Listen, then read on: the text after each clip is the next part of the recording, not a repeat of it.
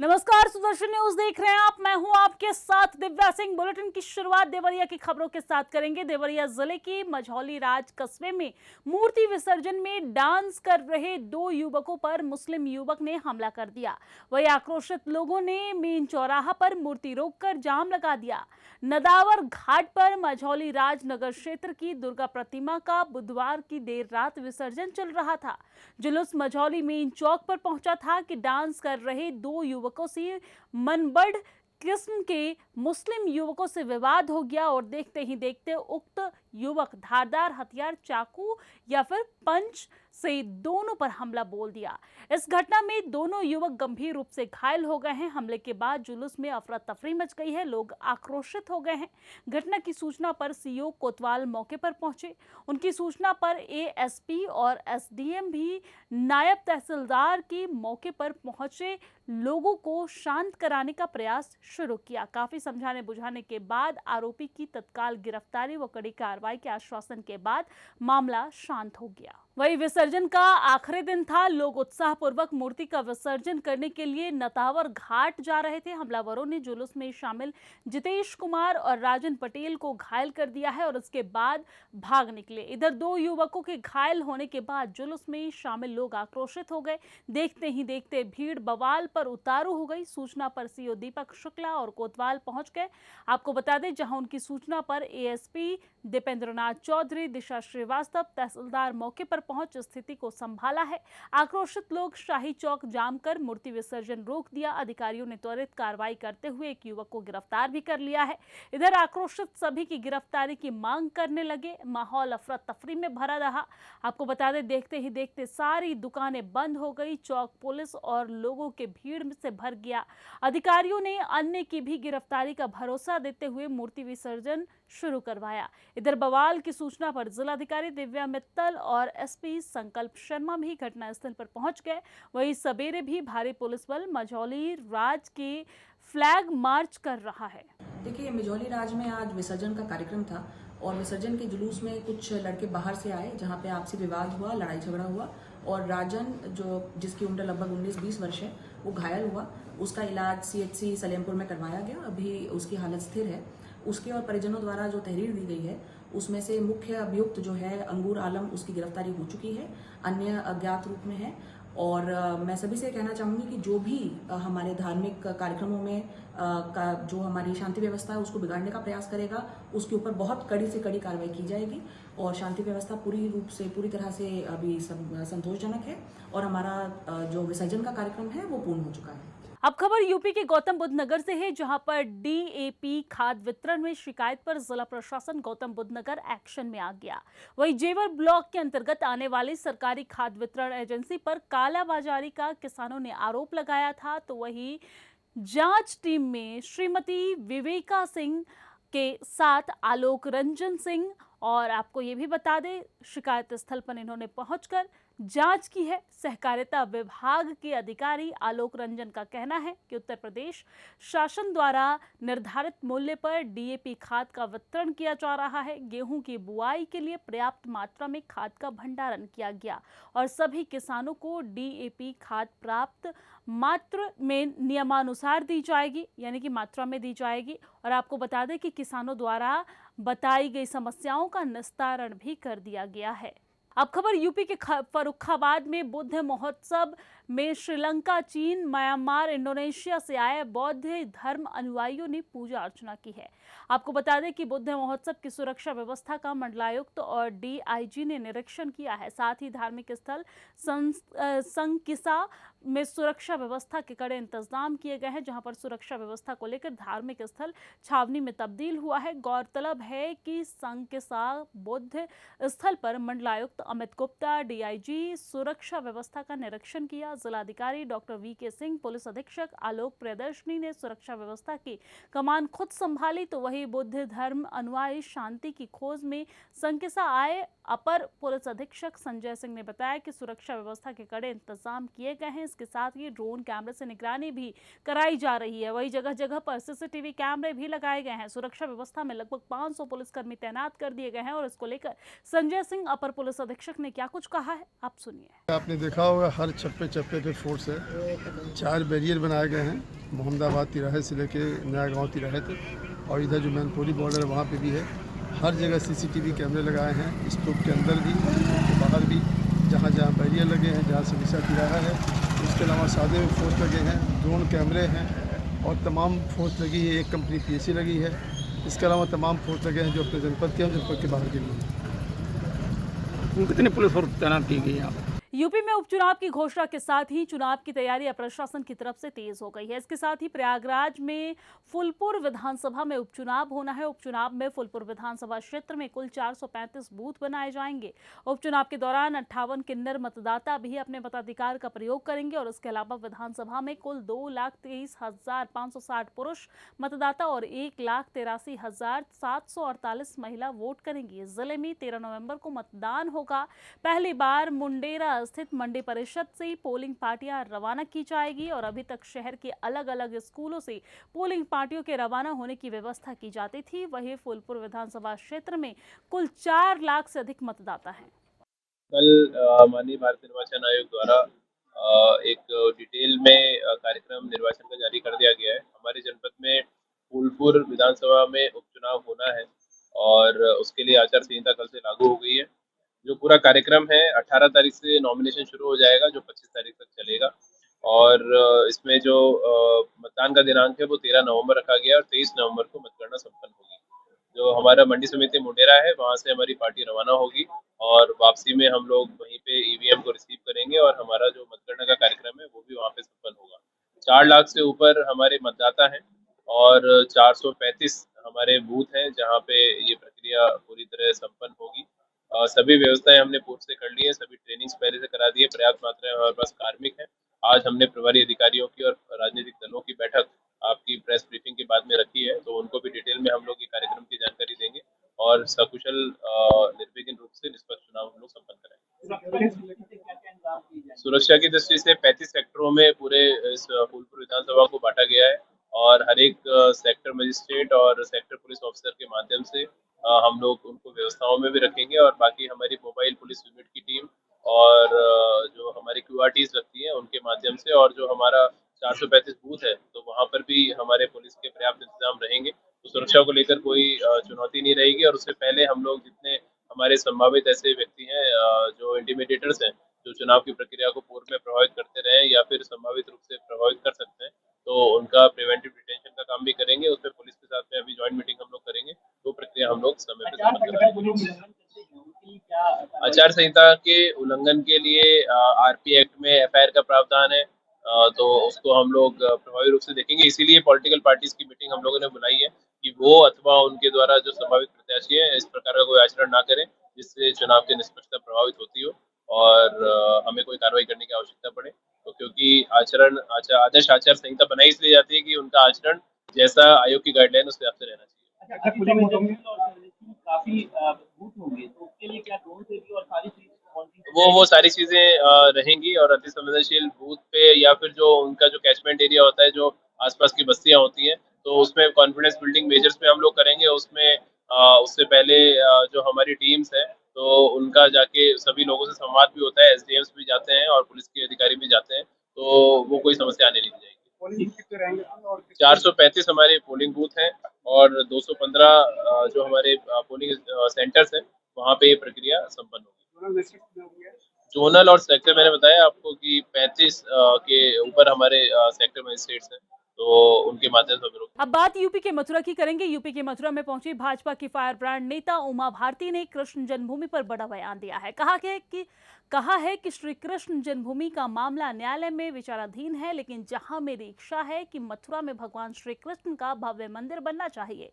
यह कहना है कि मध्य प्रदेश के पूर्व मुख्यमंत्री और भाजपा के फायर ब्रांड नेता उमा भारती का क्या कुछ कहा है, आप खुद सुनिए। माई हम मेरी आराध्य देवी हैं। मैंने यहाँ एक बार 9 दिन रह करके साधना की है और उनसे वरदान मांगा था देशभक्ति का, और बांके बिहारी जी के दर्शन करने के लिए आज आई हूँ, लेकिन कात्यायनी माई के दर्शन के बिना तो मेरी वृंदावन की यात्रा अधूरी रहती है।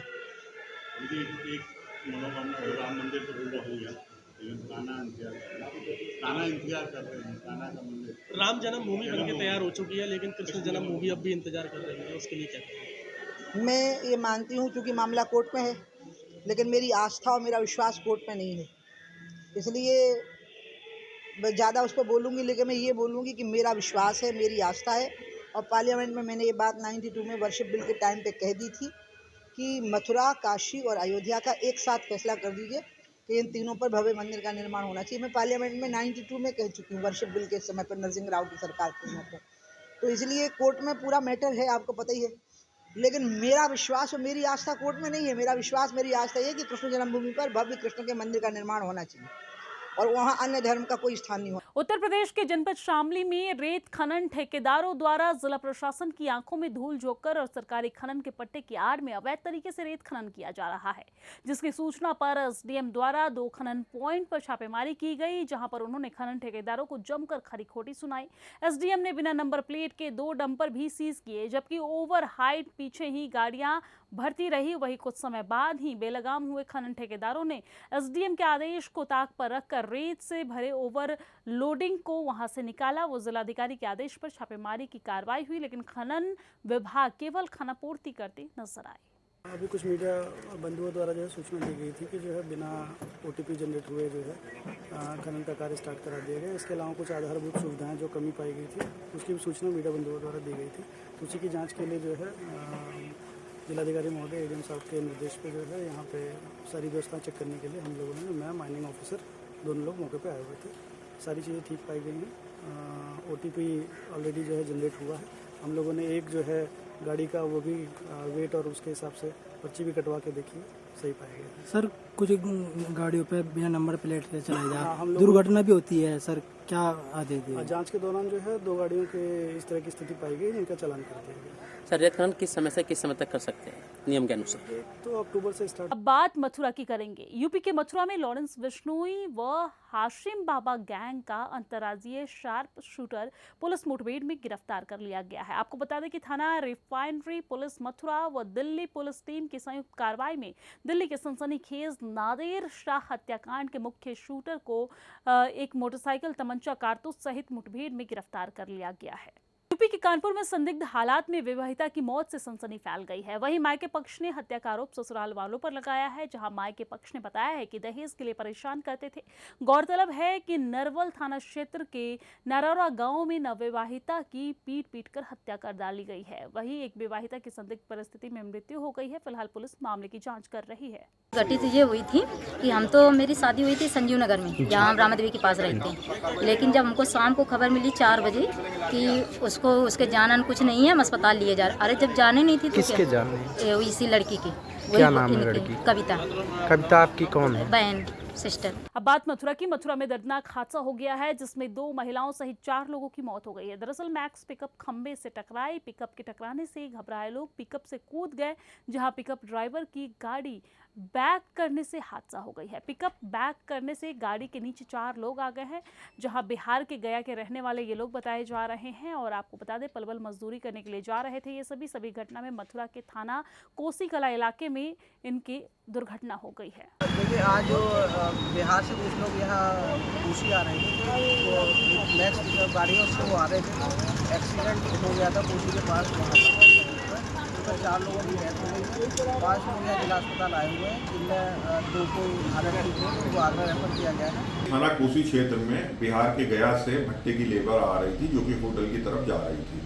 ये लोग अलीगढ़ स्टेशन पर ट्रेन से उतरे थे, उसके बाद एक मैक्स पिकअप में भर करके होटल के लिए जा रहे थे। शेरगढ़ से कोसी के बीच में ये मैक्स पिकअप एक बिजली के खंभे से टकरा गई तथा गाड़ी को पीछे करने के प्रयास में कई लोग उसके चपेट में आ गए गाड़ी के। उसमें 2 महिलाओं की तथा 2 बच्चों की मृत्यु हो गई। 4 लोग गंभीर रूप से घायल थे, जिनको सीएससी कोसी में भर्ती कराया गया था।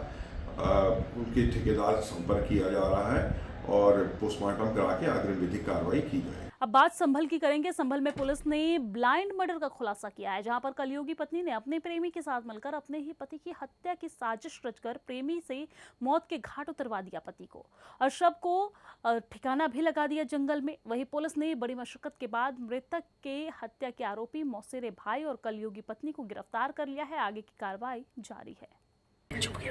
जनपद संभल के थाना बनियाठेर पर 14 तारीख को प्रातः सूचना मिली। गांव के प्रधान ने बताया कि एक व्यक्ति की डेड बॉडी यहां पे पड़ी है। क्षत विक्षत अवस्था में वो डेड बॉडी थी। उसके बाद में पता किया गया तो पता चला कि एक व्यक्ति की चंदोसी में 13 तारीख को गुमशुदगी लिखी गई है।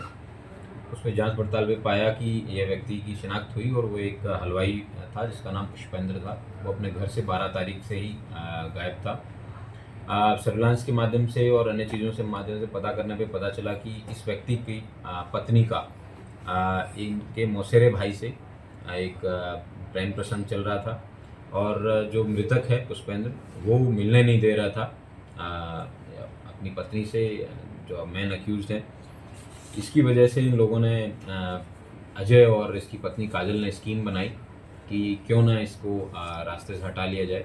इन दोनों के आपस में इस तरीके की कंस्पिरेसी हुई और 12 तारीख को इस प्लानिंग के तहत दशहरे के नाम पे पार्टी करने का इन्होंने स्कीम बनाया और उसके बाद में इस व्यक्ति को चंदोसी ग्रीन के पास में वहाँ ले जाके शराब पिलाया और शराब पिलाने के बाद में इसकी चाकू से गला रेत कर हत्या कर दी थी।